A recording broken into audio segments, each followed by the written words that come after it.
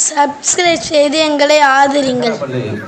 ஊராட்சிக்கு உட்பட்ட மில்லத் நகர் பகுதியில் பெண்களால் உருவாக்கப்பட்ட சதக்கா திட்டத்தின் மூலம் 5 ஆண்டுகளாக ஏராளமான சேவைகள், மருத்துவ உதவிகள், திருமண உதவிகள், கல்வி உதவிகள், வாழ்வாதார உதவிகள், இரத்த தான உதவிகள், தினந்தோறும் உணவு உதவிகள் போன்று இன்னும் சொல்ல போனால் அரசு செய்ய வேண்டிய பணியான வீடுகள் கட்டி கொடுப்பதை கூட இந்த பெண்கள் 6 வீடுகள் கட்டி கொடுக்கிறார்கள் என்பது நினைக்கும் போது பெருமையாகவும். நிர்வாகி சாலிதாபன் அவர்களுக்கு மாண்புமிகு முன்னாள் சட்டமன்ற கல்வியை பிரதானப்படுத்தி கொண்டிருக்கிறார். பெயரிட்டு தருவது அவர் புகழுக்கு மேலும் மேலும் மௌனம் சென்று வந்து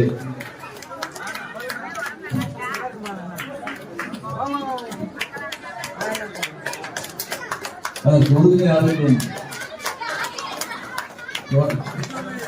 அனைவரும் இவர்களின் எதிர்கால வாழ்விற்காக துவா செய்வோம், பிரார்த்திப்போம், வாழ்த்துவோம்.